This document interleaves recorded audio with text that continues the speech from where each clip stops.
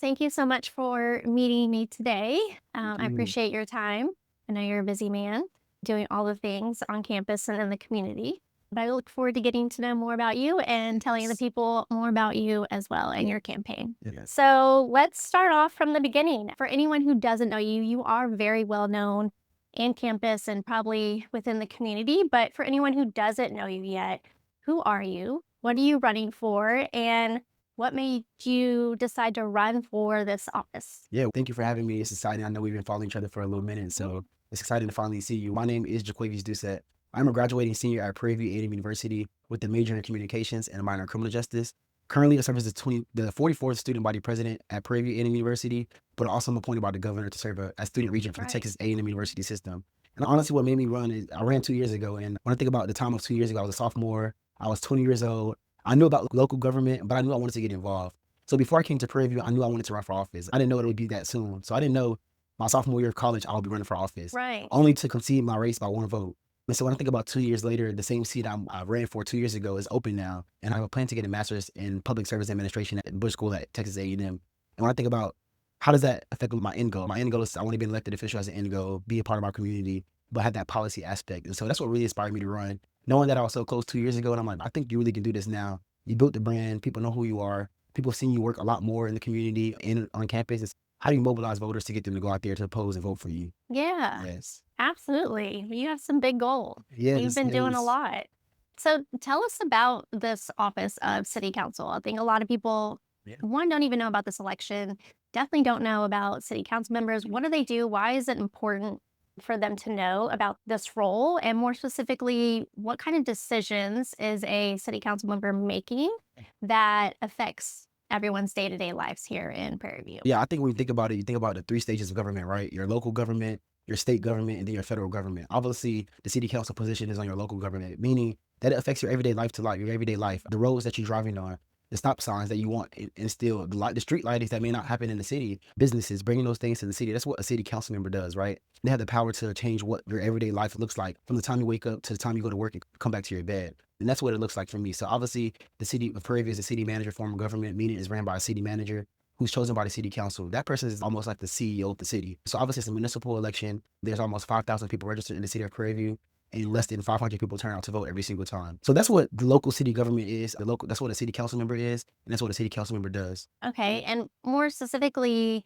what are some of the concerns that your constituents can bring to you? What are some Yeah. specific questions that, whether something's going out in the roadways or the waters, Yeah. what are some of those specific questions that they can bring to you? It's funny because Prairie View is interesting. It's almost like a city town, but also a university sits right in Right. Prairie View A&M. So if I'm talking about past the red light on University Drive at the university, right? I'm talking about the students that live off campus in the apartments like Fountain Hill and apartments like P Hill. When I first got here freshman year, there was nothing but potholes in P Hill, right? It's up to the city council to collaborate with the Wally County's commissioner office in order to get those things done, right? And so you talk about the potholes in the roads, when you talk about the local businesses, this Prairie View is in the food desert, right? But it's up to the city council to bring those businesses. The last business we had was a Starbucks here in the city. Right. And the first business to leave since I've been here is the Checkers. So we think about those things that comes across the city. That's what really I say a lot of my constituents and people they figure out.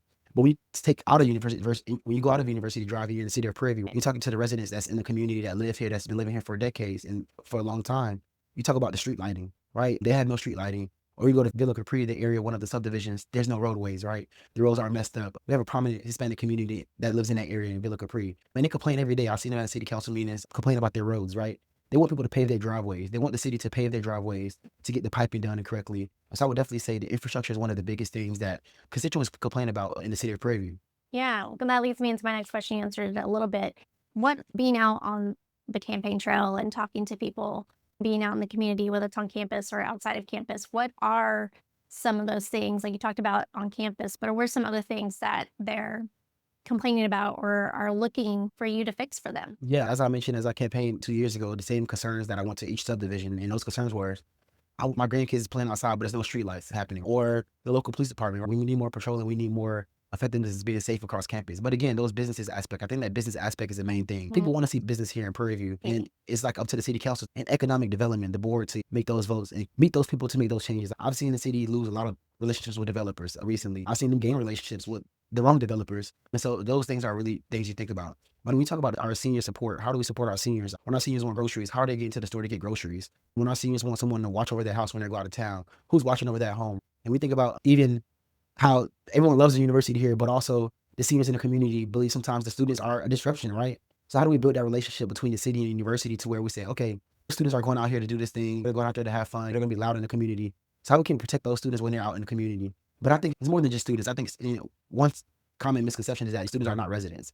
I talk to students all the time and I say, hey, when you pay your tuition and fees to this university, you're paying your local tax as well. So that means you're a resident in this community. You're going to be here for 4 years. You're going to go home for less than 6 months when we go over breaks. But when you live here, you're a community member. For me personally, I've been here since 2022 and I stay here on the breaks. So when summertime comes around and no one else is here, I'm here on campus living in the city. And I think that's a misconception that students are not residents. Students are just here for temporary time.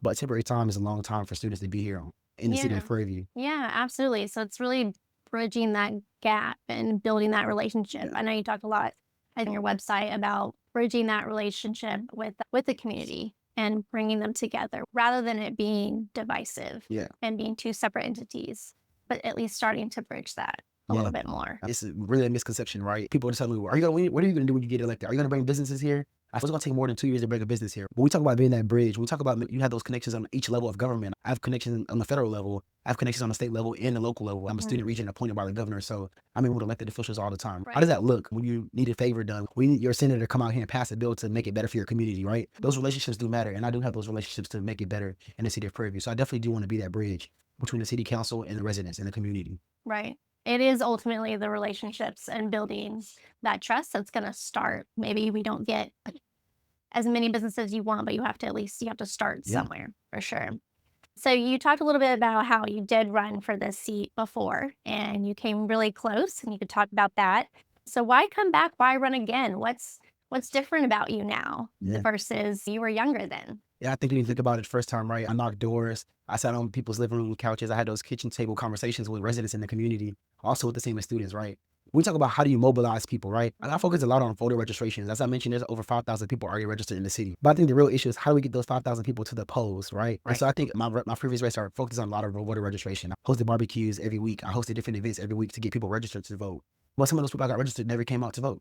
So we think about what do you do differently is how do you mobilize the people to actually get to the polls? We provided shuttles, we provided different services to get them to the polls, but did they really come, right? I remember election day, I sat out at the polling booth all day. Instead of knocking on doors, I sat at the polling booth. I could have knocked doors on the last day of election day to get those last minute people to come out to the polls. I mean, we think about, being in the roles that I'm in, I'm serving as student body president, so I have those connections with university administration, student region, I'm connected with state officials, local officials. And so we think about those experiences and connections that I have now. I didn't have those a lot my sophomore year of college. People thought I was just young. I ran against an incumbent. So incumbent beat me by 1 vote. And I think that's a misconception, right? He's young. He don't know what he's doing. But I think I've been able to prove to people that I'm way more qualified now than I even was that year, 2 years ago. I was going to bring that up, how, especially the senior citizens or people just older generations than you, how were they viewing you as a young kid to them? And it's a good comment. That's a good concern to have. I was raised by my grandma. So I understand how to sit down and have those conversations, those adult conversations. When we talk about students, most people say they're kids, right? I'm an adult. I pay taxes. I have a job. I have a career. I'm planning to have a future career, right? In politics. And so we think about the skills and education that I've got from Prairie View, and I plan on expanding those skills at Texas A&M for my master's at the Bush School. That's just what will help me logically. But I think it's nothing to just have a conversation. I think what happens in the era is that sometimes they don't see you communicating. Sometimes they don't see you sitting on their couch in their living room and helping them out. But when I first got here my freshman year, I remember knocking on doors, asking citizens, can I take out their trash? Can I take out your trash just because I want to get to know you more? Yeah. I mean, I've made some of those connections about like knocking on people's doors and just saying, hey, I'm a student at Prairie View. I want to make the community better. How can I help you help us? And I think that's important. Those connections are very important. It's a misconception because people are not understanding where you want to go with it. So you have to have those conversations, and it's important. Yeah, you do. People are going to make their assumptions, but it's the little things that you're doing. Starting small. You don't have to make these grand gestures, but just the little things that you're doing gets people to open up and build that trust with you. What do you feel is the biggest issues for Prairie View residents now that they're facing that isn't being talked about enough? What are some things going on in this community, whether it's on campus or out in the community, that they're facing? I think the main concern is City Hall. The state of City Hall right now. The state of City Hall is in shambles. It's been in shambles since I came as a student 4 years ago in 2022. When we think about, do residents feel comfortable enough to go to their council member to ask for support? The residents feel comfortable enough to go to the city hall and their business won't be spread through text messages or through email chains or like the messages being passed about those council members. I think that's what's really important that people really don't talk about. The state of our city hall is in shambles and we have to get it right together. When we think about it's a city manager form of government. We haven't had an official city manager that stayed in active capacity for more than 4 years. We've been a long time without a city manager. We've had interim city managers, acting city managers. But how can we get the city to operate if we don't have a city manager? People don't understand that. People think the mayor runs the city or the city council runs the city. But in reality, the city manager runs the city. That's a major issue that a lot of people have not been in heat of. Our city can't operate if we don't have a CEO to run the city. And I think that's the main concern that a lot of people don't even realize that is a pressing issue because you can't get those things done. And also, we think about the collaboration between Waller County. We're in Waller County, the second largest, according to the census, the second largest, fastest growing county in the nation, and the largest growing county in Texas. How do we build those relationships and connections with the county commissioners, right? Obviously, it's a very Republican area when it comes to that. But those connections, we have to make those connections. We have to use our county commissioners in order to collaborate to make things happen for our city. Things don't happen without collaboration. And I think at City Hall, we have been cutting off those collaborations and burning those bridges and relationships. And I want to be that bridge to bringing those connections back to City Hall so we can better it for the residents. Yeah, I've been hearing a lot about how divisive it is. The meetings are very divisive and things are just not getting done. It's just a bunch of arguing and just nothing comes of it. So you think that's part of the reason why people are just not participating, like they've just given up to a degree? Yeah, I would definitely say that's discouraging. It's very discouraging. When I ask myself, are you sure you're going to come back 2 years later? You're going to run in the same seat, but also you're going to sit in this room and be divisive with others? No.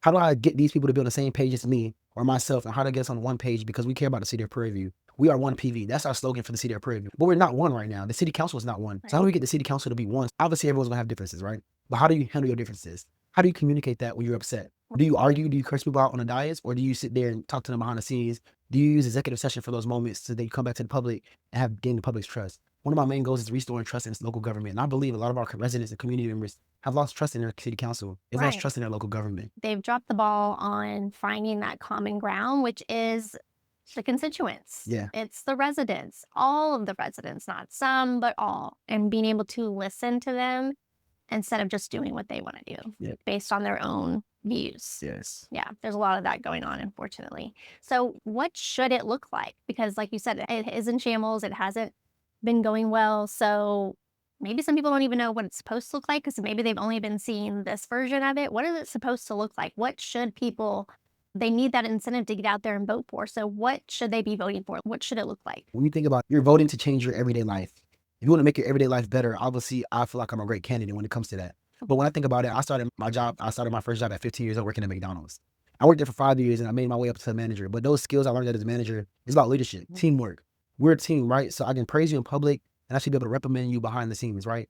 I should be able to tell you, hey, I don't really that you did this behind the scenes. And then public, when we're in public, I should be able to say, I actually thank you so much for doing this. We had a conversation off the record. We had a conversation behind the scenes, and I think we're on the same page now. That's what it should look like, right? It should look like when residents and community members are talking about it, we should be agreeing to things that want to better our city, right? We shouldn't be letting people go because they're getting the streets paved in Prairie View when we know that's the issue. We seen that on the news a couple of months ago with the city council fired the city manager because she simply got the roads paved, right? And so why are we doing that when we say we care about the city? But do you care about yourself? Do you, as a council member, you live in the city, right? You have your own land, you have your own property. So do you care about yourself?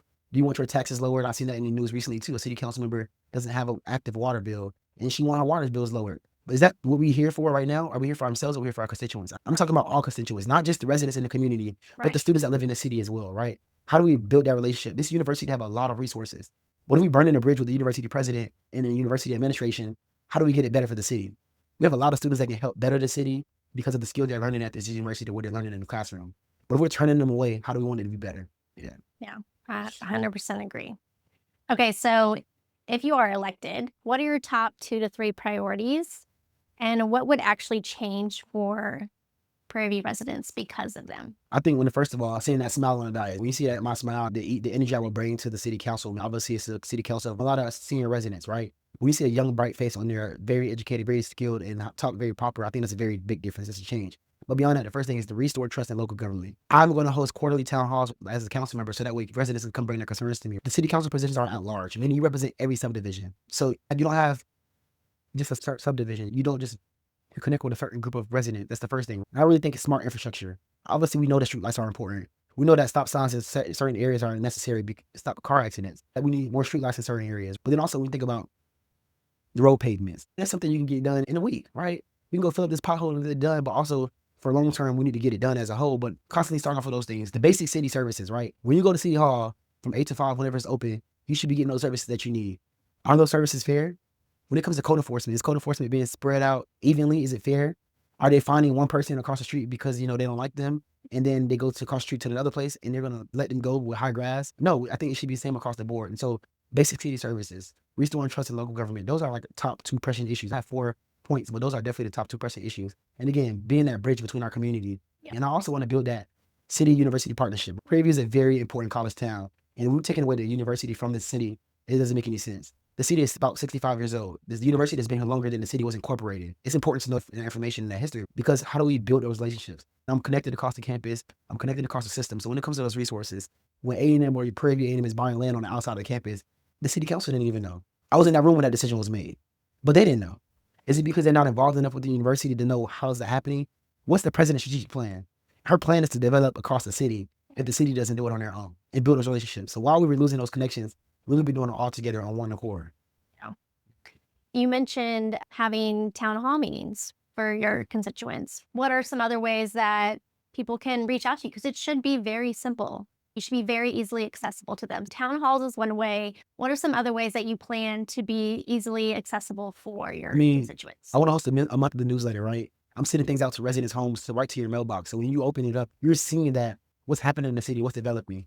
To connect with our students' body, a lot more videos like we're doing out here today, that explains what's happening in local government and municipal elections or the city government. Again, there's 10,001 students on this campus that attend this university, and there's over 5,000 students that live in the city alone. So how do you communicate and connect with each resident? Obviously, students are not going to read a newspaper, but if I need to write a newspaper article for residents that live in the community, for students that live in this off campus, that live in this on the university campus, I need to connect with them. So social media marketing, website, being more digital with those residents, meeting residents where they are, knocking on doors and saying, hey, is your city council member Doucette here? How can I help you? I can't do it by myself. So how can the city council help you?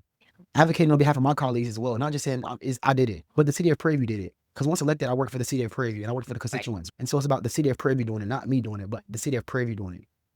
I will hope that the things that I do as a city council member inspire my colleagues to do the same, my future colleagues to do the same exact thing. So they can see what's possible in the next 2 years and how to develop the city in a better way. Yeah, that's great. What are ways that they can find you? Is it your website? Will they be phone numbers? What are ways that constituents can find their city council members? Right now, currently, most of the ways is like going to City Hall, grabbing the business card, and the only thing that sits on there is your email. I've sent the city an email last week and I haven't got a response just yet. But what should it be? It should be, I should have my cell phone number, right? I should have a local phone to where I'm able to use this for public records requests. So like, anyone should be able to call me at any time of day, any time of night. I should be able to take a resident's concern. My email, being visible, knowing you can meet me at City Hall. City council members don't even have an office at the City Hall. So how do you find a centralized location and way for people to come meet their city council members? Right now, that's City Hall, but the council members may not be there all the time. Social media, website. Currently, personally, for me, you can find me at anything JaQuavis Doucette. You can find me on social media by my name, Facebook, Instagram. You can find my website, literally JaQuavisDoucette.com. But when it comes to being a city council member, I want to change that page into my city council member page. Yeah. How do I take this from being a campaign page because my domain is always purchased? And that way, residents can also go here to the city website and click on my website and ask me questions and come to me as well. Just finding more ways and more unified ways to connect with residents on all levels, whether that's being a senior in our community or that's being a young person, a kid, or a student in our community as well. Yeah, that sounds very simple. So you talk a lot about trust and transparency, especially on your website. What does that look as a city council member? Because I know, like you said, it's in shambles. There's not very much trust or transparency, if any. So what does that look like from a city council member's view? Just teaching residents how to find the facts. Right? I think we see a lot of bias on the dais right now in the city council, a lot of lies on the city council. But as a city council member, right, residents have access to public requests, public information, right? If a resident doesn't know something, teach them the way to go find it, right? I want to teach you how to put it in public records requests so that we can find all the information that you may need. You can see the email thread between your concern. You can see who's been on it. You can see when the file was open and who done it. First of all, teaching residents how to find the issues, how to get to the issues. I understand that as an elected official, you have to take the blame sometimes. You have to be willing to hop in the fire and take the blame. But I'm not going to put the blame away from me and say it wasn't me. I'm responsible for any constituent concern, no matter what it is. As student body president, if a student come in my office right now and bring a concern, I'm going to take that concern no matter what the priority level is. I'm going to take it with the same level as high priority. Because again, I serve you. So knowing that I work for the people is most important because you need to work for the people. When you work for the people, that means you need to be accessible to the people. You need to be able to show them how to get their concerns fixed. You need to be able to advocate for those residents. For that example I used about code enforcement, You need to be able to teach the residents how to speak up for themselves. Residents do come to City Hall and complain all the time. But who's actually meeting with them after the meeting and getting it fixed? We don't see that a lot. You're like, oh, she always have the same issue. She Wonder doesn't. why. She has the same issue because you're ignoring her, because you're not giving her an opportunity, or you're not teaching her who to actually go to. We talk about road pavements, this prominent Hispanic community in Villa Capri. They come about road pavements all the time. But are we telling them that they should go to Commissioner's Court and we need to build a relationship with Commissioner's Court? So are you going to write a letter and have all the council members sign it, take it to Commissioner's Court and say our residents are complaining? How can we get this done? Are you going to say these residents always complain about the same issue? Leave them alone. They just want this done. No, that's not how it works. So being accessible and giving everyone the same treatment, no matter your domination, no matter how old you are, no matter what you look like, that matters because you're a resident in this community. And that's how it should be done. Right. You get a stipend every month, right? A taxpayer dollars. They pay you. So I think you should take that concern with your boss is coming to you, your boss is talking to you. Yeah. And that's how I'm gonna take those concerns as residents, from the residents. You're my boss. Yeah. And that's how it should be. And there should be nothing more, nothing less. That's a great answer. I feel like people could easily come to you with that. And that's definitely what Prairie View needs for sure. So where can people find you? Where can people get more involved? I know we do have elections coming up April 20th already. It's coming so fast with early voting, 20th through the 28th. But where can they find you? Are you out in the community? Are you knocking on doors? I know you're probably at events. Where can people find you, see you, or do they need to get more involved? I mean, yeah, if you're not outside of your room, I'll come to your house and knock on your door. But first of all, you can find me on social media at JaQuavis Doucette, all of my handles. On Facebook at JaQuavis Doucette for Prairie View. And then my website at www.JaQuavisDoucette.com. But beyond that, if you're not there, I need to come to you, right? I'm not going to just wait till you come to me. I need to find you. And so trying to find all this, trying to find out who's those voters that come out there, trying to find out who doesn't vote and why they don't vote, knocking on those doors and having those kitchen table conversations is very important to win an election in the city of Prairie View. And since we are getting close to voting, what do you want them to remember when they see your name on that voting ballot? First, I want you to know that my priorities, what's my priorities, right? You can go to my website to figure a lot more of those out. But beyond that, know that I'm gonna be a fighter for you no matter what it is, no matter what concern. I told you I was raised by my grandma, so I'm very respectful when it comes to my elders. But beyond that, we're colleagues at this point, right? So being able to have that respectful conversation and talk in a respectful manner and advocate for those residents at all times. You know, I'm going to be an advocate for you. Know that I will never sit there and not advocate for your problem. If a problem came through my email, know it's going to get pushed to the city manager's office.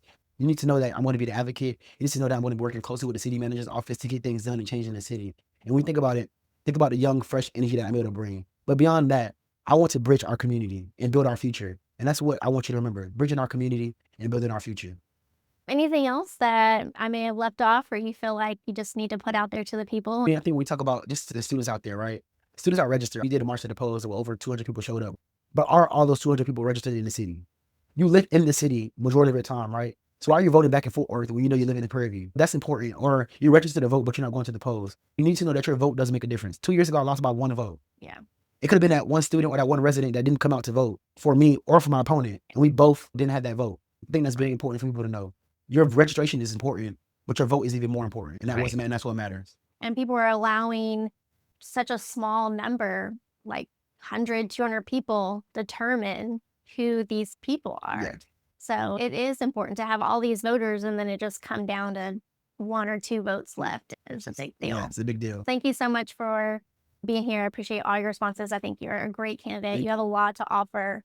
People may say he's young, he doesn't have experience, but you have a ton of experience. Yes. And how else do we gain experience? By giving people a chance and putting them in these positions to learn and grow more. You already have a filled resume of so many achievements, and it's just giving you the opportunity to put you in this position and run with it and go with it and prove that to them. Yeah, thank you for having me. I love your videos. I love the work that you do to get the message out to our community. But beyond that, across the nation, I think it's very important. And people are educated. And sometimes reading a book might not be the best way anymore. Being on TikTok and strolling through TikTok might be the best way for a lot of people to get the information there. Yeah. And it helps. And so I really appreciate all that you do for the community. It's so exciting to finally meet you in person. So that's a big deal. So it's exciting. Awesome. Thank you so much. Thank you.